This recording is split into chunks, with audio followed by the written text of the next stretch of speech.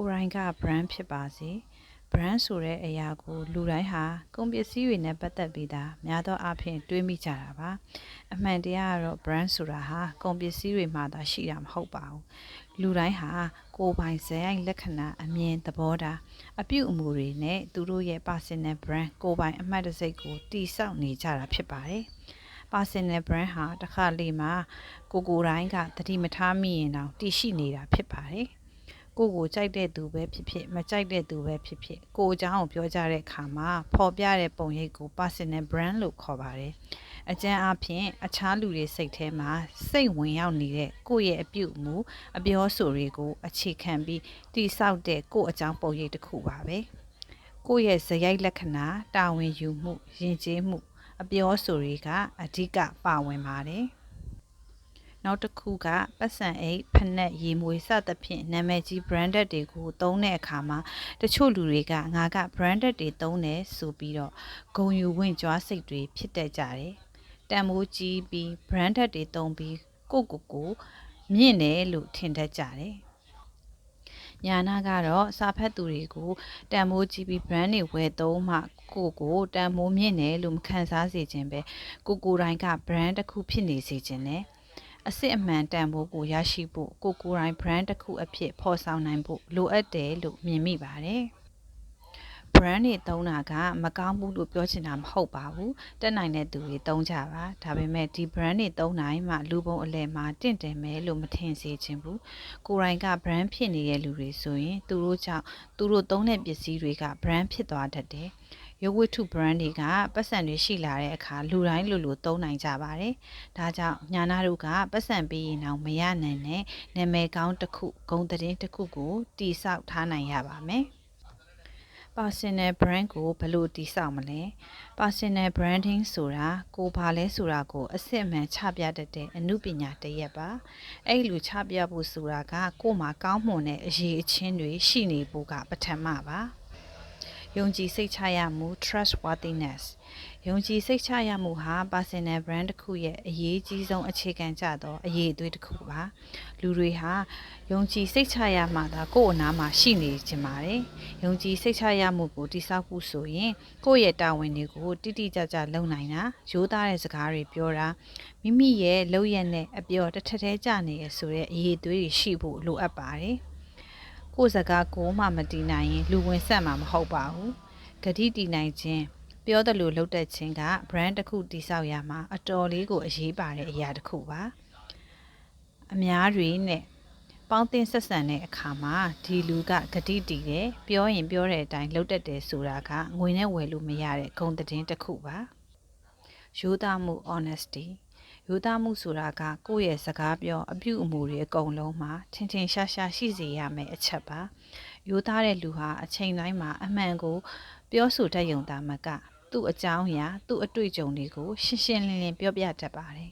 ရိုးသားမှုနဲ့ယုံကြည်စိတ်ချရမှုကဆက်ဆက်နေပြီးကိုယ့် personal brand ရဲ့အရေးကြီးဆုံးအစိတ်ပိုင်းတစ်ခုဖြစ်ပါတယ်ဥပမာမိတ်ဆွေတယောက်နဲ့စကားပြောစဉ်မှာကိုမသိတဲ့အကြောင်းအရာတစ်ခုကိုမသိတဲ့အကြောင်းအယိုးခံတိုင်းပြောပြခြင်းဟာရိုးသားမှုကိုပြသတဲ့အရာဖြစ်ပါတယ်အဲ့ဒီကိစ္စနဲ့ပတ်သက်ပြီးတော့ကျမကတော့မသိပါဘူးရှင်ကျွန်တော်ကတော့မသိပါဘူးခမညာဆိုတဲ့စကားလုံးလေးတွေကစစ်မှန်တဲ့ရိုးသားမှုကိုပြသနေပါပြီကိုမသိတဲ့မတက်တဲ့အရာတစ်ခုကိုသိရတက်တယ်ဆိုတဲ့ပုံစံမျိုးနဲ့ရန်တန်ရှင်းပြနေရမယ်ဆိုရင်ရိုးသားမှုမရှိတဲ့လုပ်ရလို့ဆိုရမှာပါပဲဆရာကြတဲ့ကျွမ်းကျင်မှုတစ်ခုဒီလိုကျွမ်းကျင်မှုတစ်ခုရှိနေခြင်းကညာနာတို့ကိုလမ်းမပြောက်စေတဲ့အပြင်ကိုယ့်ရဲ့ brand image ကိုလည်းအများကြီးအထောက်အကူဖြစ်စေပါတယ်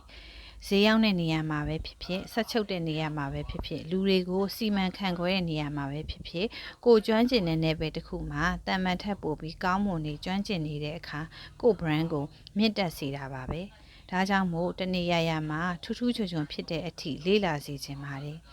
ကိုယ့်ရဲ့နယ်ပယ်နဲ့ပတ်သက်လာရင်ကိုကစိတ်ချရတယ်တော်တယ်ဆိုတာမျိုးဖြစ်လာတဲ့အခါကိုယ့်ရဲ့ brand ဟာခိုင်မာတဲ့ပုံရိပ်ကောင်းတစ်ခုဖြစ်လာရမှာပါဒီလိုကိုယ်တိုင်က brand ဖြစ်လာတဲ့အခါညာနာတို့ကလူပုံအလယ်မှာထင်ပေါ်စေဖို့ branded ပစ္စည်းတွေရဲ့အကူအညီမလိုတော့ပါဘူးသုံးချင်ရင်တော့သုံးလို့ရပါတယ် ဒါကိုသုံးမှလူစိတ်ဝင်စားတာခံရမယ်ဆိုတာမျိုးမဟုတ်တော့ပဲပြောင်းပြန်အနေနဲ့ကိုသုံးဆွဲတဲ့ပစ္စည်းတွေကကိုကြောင့် brand ဖြစ်လာပြီးလူစိတ်ဝင်စားလာရပါလိမ့်မယ်ဒါကြောင့်ရုပ်ဝတ္ထု brand တွေကိုအရန်အာရုံမစိုက်ပဲကိုယ်တိုင်က brand တစ်ခုဖြစ်နေအောင်ကြိုးစားစေချင်ပါတယ် personal brand တည်ဆောက်မှုဟာအချိန်ယူရတဲ့လုပ်ငန်းစဉ်ဖြစ်ပေမဲ့ကောင်းမွန်ခိုင်မာတဲ့ brand တစ်ခုဖြစ်လာရင်ကိုယ့်ဘဝမှာအဖို့မဖြတ်နိုင်လောက်အောင်တန်ဖိုးရှိနေမှာဖြစ်ပါတယ်ပြောဆိုပေါင်းသင်းတတ်စေဖို့ communication skills communication skill လို့ခေါ်တဲ့ပြောတတ်ဆိုတတ်ပေါင်းသင်းတတ်တဲ့အရေးချင်းဟာလူမှုဆက်ဆံရေးမှာအဓိကအနေနဲ့အမြဲလိုအပ်နေတဲ့အရာတစ်ခုဖြစ်ပါတယ်။တငယ်ချင်းတွေမိသားစုအလုပ်ခွင်မှာလည်းတွေ့ဘူးကြမှာပါ။တခါတလေကောင်းကောင်း communicate မဖြစ်ဘူးဆိုရင်နားလည်မှုလွဲတဲ့ပြဿနာတွေပေါ်လာနိုင်တာ။အဲ့လိုမဖြစ်ရလေအောင်တစ်ဖက်ရဲ့ခံစားချက်တွေသဘောထားတွေကိုတစ်ဖက်ကနားလည်အောင်ထိထိရောက်ရောက်ပို့ဆောင်ပေးပြီးအပြန်အလှန်နားလည်မှုကိုဖန်တီးနိုင်တာဟာ communication skill ရဲ့အခြေခံပါပဲ။ effective communication ဟာရိုးရိုးစကားပြောတာလောက်တင်မဟုတ်ပါဘူးအကျိုးရှိစွာပြောဆိုနိုင်စွမ်းနားလည်နိုင်စွမ်းမှာလူတိုင်းဟာသူတို့ရဲ့ရင်တွင်းခံစားချက်တွေစိတ်ကူးအကြံစီတွေကိုတခြားတစ်ယောက်ကိုစိတ်ချရမယ်လို့သဘောထားမှပြောပြကြတာဖြစ်ပါတယ်အဲ့လိုပြောပြမှလည်းတစ်ယောက်ကိုတစ်ယောက်ပိုနားလည်လာမယ်ပို့ပြီးရင်းနှီးနှွေးထွေးလာမယ်ဒါကြောင့်တန်ရောစင်တွေတိဆောက်ရမှာလည်းတိတ်ကိုအရေးကြီးပါတယ်communication လွဲရင်အကုန်လွဲမယ်ဆက်ဆံရေးတစ်ခုတာယာဖို့အဆင်ပြေဖို့ဆိုတာလူတစ်ယောက်နဲ့တစ်ယောက်ကြားမှာရှိတဲ့ပြောဆိုဆက်ဆံပုံစံအပေါ်မှာအများကြီးမူတည်နေပါတယ်တယောက်ကိုတယောက်အပြစ်တွေကြီးပဲပြောနေမယ်တယောက်အားနည်းချက်ကိုတယောက်ကထိုးနှက်နေမယ်သူမားတယ်ငါမှန်တယ်လို့စကားနိုင်လူမယ်ကိုကပဲအကောင်သူများကမကောင်းပုံစံမျိုးနဲ့ပြောဆိုဆက်ဆံနေမယ်ဆိုရင်တော့ရှိနေတဲ့တန်ရောစင်လေးတွေကလည်းတဖြည်းဖြည်းကုံဆုံးသွားရမှာပါပဲတယောက်နဲ့တယောက်နားလည်မှုမရှိဘူးဆိုရင်ပြဿနာတွေကိုပွင့်ပွင့်လင်းလင်းမဖြေရှင်းနိုင်ဘူးဆိုရင်နှစ်ယောက်ကြားမှာအခက်အခဲတွေကပိုများနေရမှာပါဒါကြောင့် communication skill ကိုအရန်အရေးကြီးတယ်လို့ပြောတာပါ communication လွဲရင်နားလည်မှုတွေလည်းလွဲသွားနိုင်တယ်အဲ့လိုဆိုရင်နောက်ဆက်တွဲအနေနဲ့ပြဿနာတွေလောက်ရအမှားတွေအများကြီးဖြစ်လာရပါလိမ့်မယ်အဲ့ဒီတော့ communication skill ကောင်းလာဖို့အတွက်လိုက်နာရမယ့်အချက်လေးတွေကိုညာနာစဉ်းစားမိတဲ့လောက်ဖော်ပြပြရစီစကားဝိုင်းတစ်ခုကိုအဆင့်မြင့်တင်အသက်ဝင်စေခြင်းနဲ့ဆိုရင်ကိုယ့်ဘက်ကစကားပြောဖို့ကိုပဲအာရုံမစိုက်ပါနဲ့နားထောင်ပြီးတတ်တဲ့အကျင့်ကိုလည်းအလေးပေးစီခြင်းပါတယ်နားထောင်တတ်ပါစေဒီချက်လေးကအင်မတန်အရေးကြီးပါတယ်လူတွေရဲ့95%လောက်ကပြောချင်ကြတဲ့လူတွေဖြစ်ပါတယ်သူများပြောတာကိုစိတ်ဝင်စားနားထောင်ပေးခြင်းနဲ့ဆိုတဲ့လူရဲ့လို့ခက်ရှားရှားပါဒါကြောင့်မို့ညာနာတို့အနေနဲ့အများနဲ့ဆက်ဆံပြောဆိုတဲ့အခါမှာကိုကကြီးပြောမနေပဲတစ်ဖက်လူပြောတာကိုအာယုံစိုက်ပြီးနားထောင်ပေးပါအဲ့ဒီလိုမျိုးတေချာနားထောင်ပေးတဲ့အခါငါပြောတာကိုသူကတော့တေချာနားထောင်ပေးတာပဲဆိုပြီးခင်မင်ရင်းနှီးမှုတွေတိုးပွားလာပါလိမ့်မယ်လူအများစုကစကားပြောချင်ကြပါတယ်ဒါကြောင့်သူတို့အတွက်လိုအပ်နေတဲ့နားထောင်သူလုပ်ပေးပြီးဆက်ဆံရေးကောင်းအောင်တည်ဆောက်ပါ matching and mirroringဆိုတာက communication ထက်အထူးသဖြင့်လူတစ်ယောက်နဲ့တစ်ယောက်ရင်းနှီးမှုတည်ဆောက်ဖို့အသုံးပြုတဲ့နည်းလမ်းတစ်ခုဖြစ်ပါတယ်။များသောအားဖြင့်ကတချို့ကိစ္စတွေမှာအတူတူပြုလုပ်ရမယ့်အချက်တွေရှိပေမဲ့တေချာပြောရရင်တော့ကွဲပြားပါတယ်။ခွဲခြားဖော်ပြရမယ်ဆိုရင်ဒီလိုမျိုးပါ matching ဆိုတာကတစ်ဖက်လူရဲ့ခြေဟန်လက်ဟန်အမူအရာလှုပ်ရှားမှု body language စိတ်အားတက်ကြွမှု energy levelစကားသံ tone of voice တွေအတိုင်းလိုက်ရောညီထွေဖြစ်အောင်မတိမတာလိုက်လုပ်တာမျိုးကိုဆိုလိုပါတယ်။ဥပမာစကားပြောရင်းနဲ့တစ်ဖက်လူကရှေ့ကကော်ဖီကွက်လေးကိုယူပြီးတောက်လိုက်တယ်ဆိုရင်လေကိုကလည်းကော်ဖီလေးတောက်လိုက်တာမျိုးပါ။တစ်ဖက်လူကခြေထောက်ချိတ်ပြီးထိုင်နေရင်ကိုကလည်းအဲ့လိုထိုင်နေတာမျိုးပါ mirroring ဆိုတာကတော့ကိုယ်နဲ့စကားပြောနေသူရဲ့စိတ်ခံစားမှု emotion သူပြောနေရဲ့လေယူလေသိမ်း tone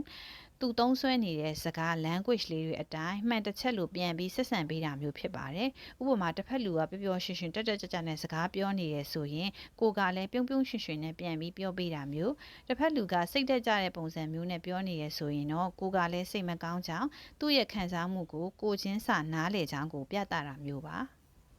matching and mirroring ကိုကောင်းကောင်းအသုံးပြုတယ်ဆိုရင်လူတစ်ယောက်နဲ့တခြားတစ်ယောက်ကြားမှာရင်းနှီးမှုတည်ဆောက်ခြင်းကလှင်လင်းမြန်မြန်တိုးတက်လာစေနိုင်ပါတယ်။ဒီလို matching and mirroring နည်းစနစ်မျိုးကို American သမ္မတဟောင်းအိုဘားမားကလည်းအတော်လေးကိုအသုံးပြုပါတယ်။ ဒီလိုလှုပ်ချင်းအပြင်တစ်ဖက်လူရဲ့စိတ်ထဲမှာသူနဲ့ငါနဲ့ပုံစံတူပါလားဆိုတာမျိုးဖြစ်လာပြီးပို့ပြီးရင်းရင်းနှီးနှီးနွေးနွေးထွေးထွေးခံစားလာရစေပါတယ်အဲ့ဒီအခါပြောဆိုဆက်ဆံပေါင်းသင်းရမှာလွယ်ကူလာပါလိမ့်မယ်ချီးကျူးပေးပါချီးကျူးခိုင်းတာကမြောက်ပင်ခိုင်းတာမဟုတ်တလို့အလွန်အမင်း over လုပ်ပြခိုင်းတာလည်းမဟုတ်ပါဘူးလူအများစုကကိုကိုလှတယ်ပြောရင်သဘောကျကြတာများပါတယ်ဒီနေ့ဝစ်လာတာလေးနဲ့လိုက်တယ်နော်ကြည်ကောင်းနေတာပါပဲဒါမျိုးလေးတွေပြောပေးတာကတကယ်ကိုအသုံးဝင်ပါတယ်ကိုယ့်ရဲ့အားသာချက်ကိုချီးကျူးလို့မကြိုက်တဲ့သူကမရှိသလောက်ရှားပါတယ်တစ်ဖက်လူကအလှပကိုဦးစားပေးတဲ့သူမျိုးမဟုတ်ဘူးဆိုရင်လေသူ့ရဲ့ skill တွေသူစူးစမ်းထားတဲ့အရာတွေအောင်မြင်မှုတွေကိုချီးကျူးတာမျိုးလုပ်ပြီးစကားကိုအဆင်ပြေအောင်ပြောလို့ရပါတယ်ဒီလိုပြောလိုက်တဲ့အခါတစ်ဖက်လူကကိုယ့်အပေါ်ပုံမှန်ထက်အကောင်းမြင်စိတ်ပိုရှိလာပါတယ်ဒီကနေမှဆက်ဆံရေးကောင်းတွေကိုတိဆောက်နိုင်လာပါလိမ့်မယ်ပေါင်းသင်းဆက်ဆံရေးနဲ့ networking ပေါင်းသင်းဆက်ဆံရေးမကောင်းရင် network ကောင်းတွေလည်းရမှာမဟုတ်သလို network ကောင်းတွေမရတဲ့အတွက်ကိုယ့်ရဲ့စီးပွားရေးလုပ်ငန်းကလည်းအဆင်ပြေမှာမဟုတ်ပါဘူးဒီလိုမျိုးပေါင်းသင်းတတ်ဖို့လူဝင်ဆန့်ဖို့ network ကောင်းရဖို့က communication skill ကောင်းနေမှရပါမယ် professional ဘိုင်း business ဘိုင်းမှာ network ကအရန်ကိုအရေးကြီးတဲ့အရာတစ်ခုပါ network မရှိရင် business မရှိလို့ပြောလို့ရတဲ့အထီကို network ကအရေးကြီးတာပါ network သာလုပ်နိုင်ရင် event တစ်ခုမှာတွေ့တဲ့လူကနေကိုယ့်ရဲ့ Ryan customer ဖြစ်လာနိုင်တယ်ခရီးသွားရင်ကနေခင်လာတဲ့အသည့်တယောက်ကကိုယ့်လုပ်ငန်းရဲ့ share ဝင်ဖြစ်လာနိုင်ပါတယ်ကိုကသိကျင်တာတစ်ခုခုရှိခဲ့ရင်စမ်းတဝါဝါဟိုတစဒီတစရှာရတာထက်ကိုထက်ရှေ့ရောက်ပြီးသားလူတွေစီကနေမင်းမြန်းလိုက်တဲ့အခါတိကျသေးကြတဲ့ effective ဖြစ်တဲ့အချက်ကိုအချိန်တိုအတွင်းရနိုင်ပါတယ်ဒီလိုမျိုးရနိုင်ဖို့တခြားလူတွေစီကနေမင်းမြန်းနိုင်ဖို့သူတို့ကလည်းသိထားတာတွေကိုအလွယ်တကူပြောပြဖို့ဆိုတာကအရင်ဆုံး networking လုပ်ရမှာဖြစ်ပါတယ်အဲ့လိုလုပ်တဲ့အခါလိုအပ်တဲ့ networking skill communication skill တာမရှိရင်ခရီးမရောက်နိုင်ပါဘူးအခုလိုပေါင်းသင်းဆက်ဆံရေးတက်ပညာမရှိရင်ညာနာတို့ရဲ့နေ့စဉ်ဘဝမှာတော့အဆင်ပြေရမှာမဟုတ်ပါဘူးကိုကမပြောတတ်မဆိုတတ်ရင်မိသားစုတွေနဲ့တငယ်ချင်းတွေကကိုယ့်အပေါ်အထင်မြင်လွဲနိုင်ပါတယ်သူစကားပြောတာကလည်းအထက်စီးဆန်လိုက်တာငါတို့ပြောရင်လည်းတေချာနားထောင်မပေးတတ်ဘူးသူပြောချင်တာပဲပြောသွားတယ်ဆိုတာမျိုးအထင်ခံရပြီးကိုယ့်အပေါ်ရှောင်ဖယ်လာတာမျိုးဖြစ်လာနိုင်ပါတယ်ဒါကြောင့်ပြောတတ်ဆိုတဲ့ပေါင်းသင်းတတ်ဖို့ဆိုတာစီးပွားရေးလုပ်နေမှရင်မဟုတ်ဘူးကိုရေးကိုတာမှလည်းလိုအပ်နေရတာပါ communication skill ရှိတဲ့လူဟာသူတစ်ပါးနဲ့အပြန်အလှန်နားလည်မှုရှိရှိပြောဆိုတတ်ပြီးကောင်းမွန်တဲ့ဆက်ဆံရေးတွေကိုရေရှည်ထိန်းသိမ်းထားနိုင်မှာဖြစ်ပါတယ်ဒါကြောင့်အပေါ်မှာပြပြခဲ့တဲ့အချက်လေးတွေကိုအခြေခံပြီးမိမိရဲ့ပေါင်းသင်းဆက်ဆံရေးကျွမ်းကျင်မှုကိုမြင့်တင်ဖို့တိုက်တွန်းလိုက်ပါရစေ